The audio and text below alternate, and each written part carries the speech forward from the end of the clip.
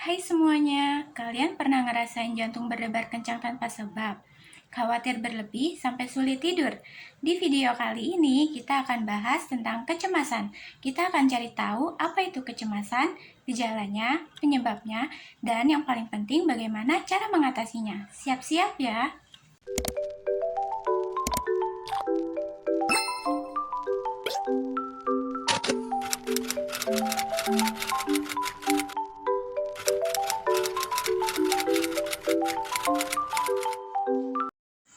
Pernah nggak sih kalian ngerasa cemas terus? Terus juga pernah nggak sih tiba-tiba jantung kalian berdebar kencang, keringetan dingin, dan rasanya sesak napas? Atau mungkin kalian merasa khawatir berlebihan tentang hal-hal kecil sampai susah tidur dan fokus? Nah, kalau iya, bisa jadi kalian sedang mengalami kecemasan. Tapi tenang dulu, gak usah panik. Kecemasan itu wajar kok. Semua orang pasti pernah mengalaminya.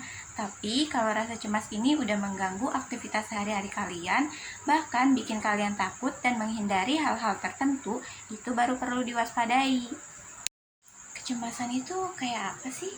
Kecemasan itu kayak perasaan khawatir, gelisah, atau takut yang berlebihan. Padahal gak ada alasan yang jelas. Bayangin deh, kalian lagi mau ujian, pasti deg-degan kan? Ya itu wajar, namanya juga cemas karena ada sesuatu yang ditakutkan. Tapi kalau kalian cemas terus-terusan, bahkan sampai takut keluar rumah atau ngobrol sama orang lain, itu udah masuk kategori gangguan kecemasan. Nah, kecemasan itu bisa ngasih kode lewat berbagai cara loh. Ada yang ngerasain secara fisik kayak jantung berdebar, keringetan dingin, sesak napas, pusing kepala, atau perut mules. Ada juga yang ngerasain secara emosional kayak khawatir berlebihan, gelisah, tegang, gampang marah, atau susah fokus. Nah, kalau secara perilaku, orang yang cemas biasanya suka menghindari situasi yang bikin dia takut, susah tidur, atau suka ngecek hal-hal berulang kali. Kayak misalnya ngecek pintu udah dikunci berkali-kali, atau ngecek kompor udah dimatiin berkali-kali. Kecemasan itu punya banyak jenis loh. Ada yang suka khawatir berlebihan tentang berbagai hal, namanya gangguan kecemasan umum. Ada juga yang tiba-tiba ngerasain panik dan takut banget, namanya gangguan panik atau panic attack. Terus ada yang takut banget sama sesuatu hal tertentu, kayak ketinggian, hewan, atau tempat ramai, namanya fobia spesifik. Ada juga yang punya pikiran obsesif yang mengganggu dan ngelakuin tindakan kompulsif buat ngurangin rasa cemas, namanya gangguan obsesif kompulsif atau OCD. Terakhir, ada yang takut dan menghindari tempat atau situasi yang susah buat kabur atau minta bantuan kalau lagi panik, namanya agorafobia. Terus dari mana sih asalnya penyebab kecemasan itu? Kecemasan itu penyebabnya bisa kompleks loh.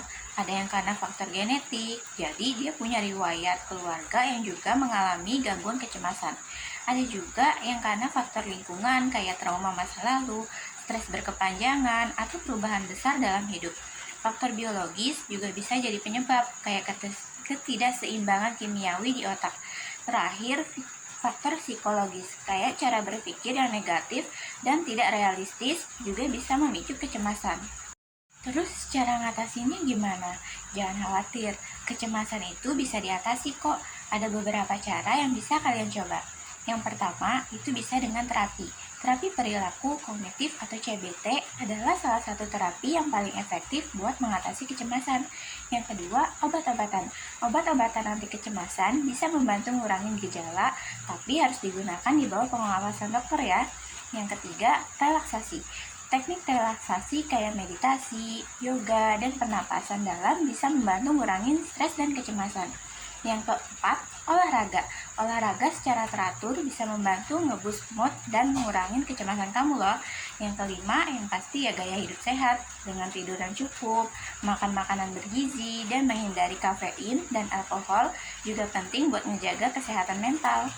Penting buat diingat ya, kecemasan itu adalah kondisi yang bisa diobati.